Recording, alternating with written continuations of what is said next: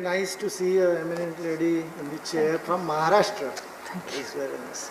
Thank you. I think we should change the routine as a chairperson and not as a chairman, because it is not gender neutral. Chairman is not gender neutral. It will be better if we have a chairperson. Sure. Thank you. Thank you, madam. The topic, as you know, is very important. And ये जो Indian medicine central council और homeopathy central council bill जो है, इसकी पार्श्वभूमि हमें जानना चाहिए। ये 2016 में अरविंद पंगारिया जी, इनके अध्यक्षता में एक कमेटी फॉर्म की गई थी ताकि इसमें क्या सुधार कर सके, क्योंकि जिसके लिए इंडियन मेडिसिन सेंट्रल काउंसिल और होम्योपैथी सेंट्रल काउंसिल तैयार किया था वो एक्ट था 1970 और 1973 का। उसकी वजह से उसमें कुछ कमियां थी। जैसे बेसिक मैंडेट इसके लिए जो था वह ये था कि यूनिफॉर्म स्टैंडर्ड ऑफ एजुकेशन रहना चाहिए, लेकिन हमें सबको पता है कि एक ही डिग्री आयुष की महाराष्ट्र से, बिहार से, दिल्ली से, तमिलनाडु से वो अलग अलग किस्म के स्किल्स थे, उनको नॉलेज था, तो यह हम अचीव नहीं कर पाए, ये एक कमी रह गई थी।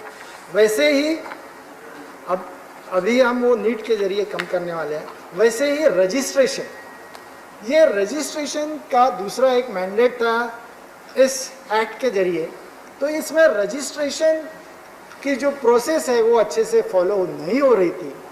और आपने अभी भी सुना कि होम्योपैथी में 3 किस्म के प्रैक्टिशनर्स हैं, जो डिग्री होल्डर्स हैं, जो गांव में खुद होके प्रैक्टिस कर रहे हैं होम्योपैथी, जो पत्र व्यवहार से बोलते हैं कि हमें पूरा विज्ञान हो गया, और तीसरा, हमारे कलीग्स ने कहा, तीसरा जो पढ़ के खुद की तो ट्रीटमेंट करती है लेकिन दूसरों की भी करते हैं, तो ये बहुत डेंजरस है। और ये जो रजिस्ट्रेशन है, ये रजिस्ट्रेशन ठीक से नहीं हो रहा था। तीसरा ये था कि कॉलेजेस का जो रिकॉग्निशन मिलना चाहिए, उसके लिए जो इंस्पेक्शन होना चाहिए, उसमें हमेशा इसके ऊपर भर दिया गया है कि वहाँ इंफ्रास्ट्रक्चर क्या है, लेकिन क्वालिटी ऑफ एजुकेशन पे कभी भी जोर दिया गया नहीं। और इसलिए मैं चाहता था कि ये सब कमियां कम हो, और सरकार भी चाहती थी। चौथा मोस्ट इम्पॉर्टेंट है एथिक्स। ये पूरे एक्ट में जिसके जरिए ये बॉडी इलेक्ट होती थी, उसमें आप समझिए कि पेशेंट के लिए यदि ये है तो ये पेशेंट के रिप्रेजेंटेटिव कोई भी एक्ट के जरिए अंतर्गत नहीं होते थे। सभी जो इलेक्टेड कैंडिडेट्स थे वो डॉक्टर्स या उसी यूनिवर्सिटी के चांसलर्स वगैरह हैं। तो patient representation is the most important thing in any act, तो वो नहीं था, और इसलिए वो एथिक्स के बहुत बड़े प्रॉब्लम्स आए थे। और उसमें एक कन्फ्लिक्ट ऑफ इंटरेस्ट भी था कि जो कॉलेज चलाते थे वो खुद ही इस बॉडी के मेंबर थे, और वो ही खुद ही इंस्पेक्शन भी करते, यानी कन्फ्लिक्ट ऑफ इंटरेस्ट था। ये सब परेशानियां दूर होने के लिए हमने national commission of Indian medicine system और नेशनल कमीशन फॉर होम्योपैथी ये बिल लाया, और ये पास भी हुआ। लेकिन ये एक्ट यदि पास होता है तो वो नया इलेक्शन करने के लिए पहले ये बहुत ज़रूरी है कि इनका रजिस्ट्रेशन ठीक से हो, क्योंकि रजिस्ट्रेशन में सब प्रॉब्लम होने की वजह से जो इलेक्शन होता है उसमें भी चैलेंजेस बहुत आ रहे थे।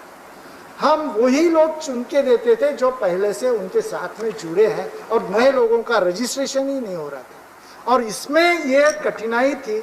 और इसलिए यह बिल सबने कहा, सबका कहना है कि ऑर्डिनेंस क्यों लाया गया, ऑर्डिनेंस की क्या ज़रूरत थी, लेकिन इलेक्शन होने के लिए पहले ये रजिस्ट्रेशन होना जरूरी है। और रजिस्ट्रेशन का काम कौन करता है?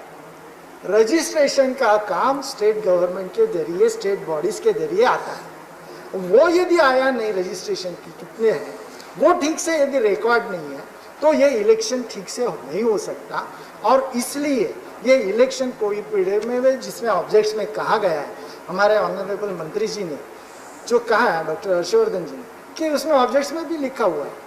तो मेरा ये कहना है कि ये इलेक्शंस होने के लिए जो समय लगेगा, उसके लिए ऑर्डिनेंस लाना बहुत ज़रूरी था, ताकि हम अच्छे से ये कमीशन एक्ट जो बनाया हुआ है उसको इम्प्लीमेंट कर पाए। हम इसके पहले देखेंगे 2010 के करीबन एक ऑर्डिनेंस लाया गया था यूपीए सरकार के टाइम, जिसे एमसीए एक्ट बर्खास्त की गई थी और वो ऑर्डिनेंस लागू हुआ था। लेकिन फिर से वही प्रेसिडेंट फिर से आए, क्योंकि वो ऑर्डिनेंस लैप्स होने के बाद वही पूर्व परिस्थिति पे आए।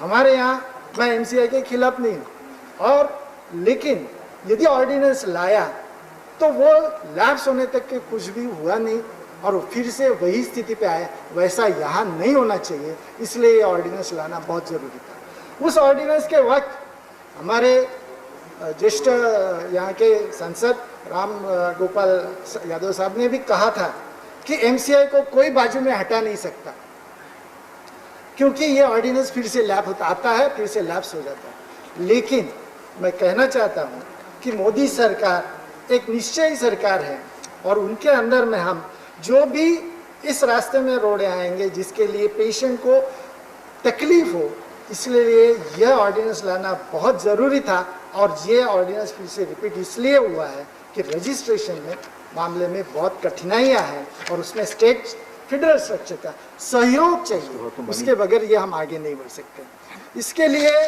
ये भी कहा गया था कुछ से नंबर ऑफ पर्सन्स, जो भी हमारी नेशनल मेडिकल कमीशन है और इसमें भी नंबर ऑफ पर्सन इलेक्टेड बढ़ाए गए और उस पर चर्चा भी हुई थी और हमने वो बिल भी बढ़ाया है। नेशनल मेडिकल कमीशन ने क्या किया यह भी पूछा गया था, लेकिन नेशनल मेडिकल कमीशन यहाँ विषय ना होते हुए मैं बताना चाहूँगा कि एक ही साल में 25% सीट्स बढ़ गई है मेडिकल की, और 6000 के ऊपर डॉक्टर्स नए तैयार हो रहे हैं, और ये गवर्नमेंट मेडिकल कॉलेज के हैं, प्राइवेट के ज़्यादा नहीं है इसमें। तो ये समझना चाहिए।